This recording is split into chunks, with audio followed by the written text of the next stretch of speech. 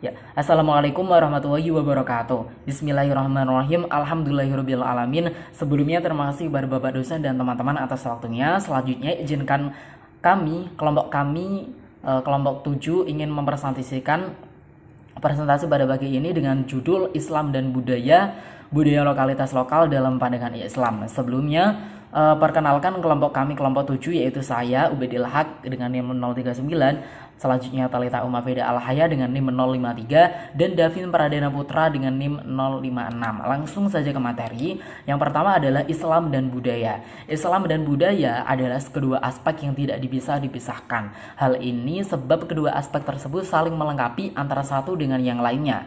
Ketika berbicara agama dan budaya, bisa dilihat dalam bentuk tradisi ritual atau upacara keagamaan yang nyata-nyata bisa mengandung nilai agama dan budaya secara bersamaan.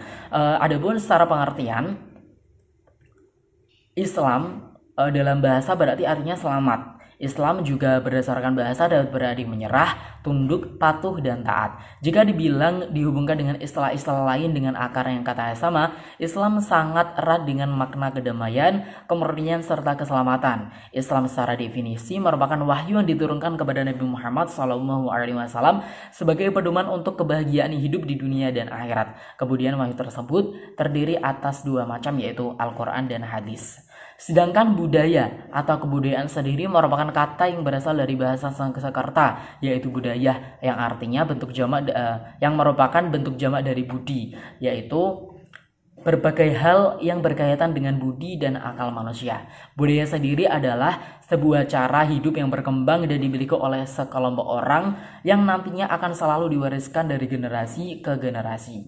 Next, selanjutnya hubungan agama Islam dan budaya lokal. Yang pertama adalah Islam adalah sebagai pendatang. Ketika agama Islam masuk ke Nusantara, masyarakat pribumi sudah memiliki sifat lokal primitif. Dan ada tidaknya agama, masyarakat akan terus hidup dengan pedoman yang telah mereka miliki.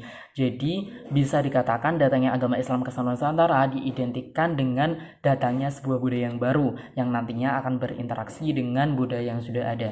Kedua, ada munculnya organisasi-organisasi Islam. Ketika agama telah diterima dalam masyarakat, maka dengan sendirinya agama tersebut akan mengubah struktur kebudayaan masyarakat tersebut. Perubahan itu dapat bersifat mendasar atau asimilasi, juga bisa hanya merubah berbagai unsurnya saja atau disebut dengan akulturasi, atau pada awalnya bersifat akulturasi dan semakin lama menjadi asimilasi. Hal ini telah terbukti dengan munculnya organisasi-organisasi pergerakan Islam yang menginginkan untuk kembali kepada ajaran Islam murni, yaitu Al-Quran dan hadis, seperti Jamiat Al-Khair, Sarekat Islam, dan Organi Islam Muhammadiyah ataupun organisasi Islam NU. Selanjutnya, munculnya budaya dari sebuah akulturasi. Salah satu contoh adalah budaya dari Jawa yang dinamakan dengan nyadran atau sedekah bumi. Nyadran adalah tradisi masyarakat lokal yang berupa hasil konversi dari masyarakat untuk menyatukan budaya Jawa asli dengan nilai-nilai yang ada dalam ajaran Islam. Selanjutnya, materi akan dilanjutkan oleh rekan saya, Davin. Ya, baik, melanjutkan presentasi. Selanjutnya yaitu sikap umat Islam terhadap budaya lokal. Nah, budaya haruslah merasakan penyesuaian dengan ajaran-ajaran Islam, dan begitu pun sebaliknya, di mana Islam juga melakukan penyesuaian dengan budaya setempat untuk lebih mengacu pada bagaimana orientasi ajaran Islam bisa diamalkan sesuai dengan koridor kebudayaan yang masih dipelihara. Ada beberapa kondisi yang menunjukkan jika Islam menolak dan menginternalisasi budaya lokal. Hal ini sebagai bentuk penyesuaian dan mempertahankan tradisi yang baik. Lalu selanjutnya, saat Islam bisa secara terbuka menyikapi budaya-budaya lokal, hal tersebut bukan hanya karena budaya tersebut baik dan layak dipertahankan. Namun sifat keluasan ajaran Islamlah yang bisa berdialog secara dinamis dengan berbagai tradisi yang telah berkembang sangat lama. Sama halnya saat era Wali Songo di Nusantara saat itu. Para sunan berdakwah dengan jalan akulturasi dan menyesuaikan dengan budaya yang telah ada. Lalu selanjutnya, sebagaimana dakwah saat era Nabi Muhammad di Arab waktu itu, tradisi kebudayaan dipilah-pilah dengan seksama. Jika baik akan diserap sebagai bagian penting dari negosiasi antar ajaran Islam dan budaya yang ada. Hal ini karena budaya itu menjadi mediator utama bagi proses islamisasi. Proses asimilasi ini dinilai sangat penting. Hal ini karena proses ini memiliki karakter yang lentur dan bisa mempengaruhi antar satu dengan yang lainnya, sehingga Islam bukan budaya, namun tidak mungkin apabila menjalankan ajaran Islam jika lepas dari budaya, khususnya budaya lokal dan berbagai nilai lokalitas yang telah melekat di kehidupan masyarakat. Selanjutnya, pandangan Islam terhadap budaya lokal. Nah, agama Islam tidak melarang adanya kearifan lokal ataupun produk kebudayaan lokal untuk terus berkembang, selama tidak mengotori akidah. Tak sedikit pula para ulama salaf yang ada di Indonesia bersikap akomodatif, di mana para ulama tidak serta-merta langsung menyingkirkan semua tradisi lokal. Hal ini karena tidak semua tradisi yang ada melawan kontraproduktif dan juga akidah, di mana masih banyak tradisi yang justru dimanfaatkan sebagai penegakan syiar Islam. Lalu dua pola hubungan, yaitu pola hubungan vertikal yang merupakan hubungan dengan Allah Subhanahu wa taala, juga hubungan sesama manusia. Sementara hubungan yang pertama ini berbentuk tata agama, yaitu agama atau ibadah. Sementara hubungan yang kedua membentuk sebuah hubungan sosial atau muamalah, di mana sosial di sini membentuk masyarakat yang menjadi wadah kebudayaan.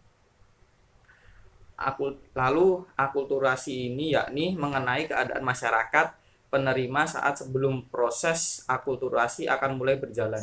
Setiap orang yang membawa unsur kebudayaan luar atau asing, saluran apa yang digunakan oleh unsur kebudayaan asing saat masuk di kebudayaan penerima. Bagian-bagian dari masyarakat penerima yang mendapat imbas dari pengaruh kebudayaan asing dan reaksi dari tiap-tiap individu yang terkena imbas dari budaya asing tersebut. Nah, sementara asimilasi adalah proses sosial yang muncul saat kelompok-kelompok masyarakat dengan latar budaya yang berbeda-beda saling berkumpul atau bergaul secara intensif dalam waktu yang lama, sehingga kebudayaan-kebudayaan tersebut berubah menjadi sebuah kebudayaan yang baru. Mengenai tantangan budaya modern dalam perspektif Islam, di sini relasi agama dengan budaya modern dibagi menjadi beberapa relasi, yakni relasi pribumisasi yang merupakan sebuah upaya untuk merespon berbagai perubahan baik secara lokal atau global dan juga sikap keberagaman secara kreatif dan positif. Relasi selanjutnya yakni relasi negosiasi, di mana saat agama beserta berbagai doktrin berdialektika dengan beragam budaya yang telah ada dalam masyarakat, di sanalah terdapat sebuah usaha untuk mengubah tradisi yang sudah dimiliki. Dan relasi yang terakhir adalah konflik, di mana menunjukkan antara budaya dan agama yang saling bertahan, di mana antar keduanya saling menolak adanya budaya modern maupun tidak memperhatikan timbangan agama. Berdasarkan penjelasan yang telah kami paparkan, maka dapat disimpulkan jika antara Islam dan budaya memiliki keterikatan yang erat, di mana budaya lokal khususnya yang telah mengakar erat dalam sendi-sendi kehidupan di masyarakat memiliki ciri khasnya masing-masing. Begitupun dengan Islam yang menjunjung tinggi toleransi yang memandang tradisi secara selektif. Budaya lokal tentunya akan terus terpelihara selama tidak bertentangan dengan akidah. Perkembangan akulturasi agama dan budaya dari masa ke masa yang cukup signifikan akan menciptakan sebuah langkah baru dan nilai-nilai baru yang tentunya akan bermanfaat bagi tiap-tiap individu. Baik, terima kasih. Demikian adalah presentasi dari kelompok kami mengenai Islam dan budaya. Selanjutnya, apabila ada pertanyaan, bisa langsung diajukan. Terima kasih. Sekian dari kami. Wassalamualaikum warahmatullahi wabarakatuh.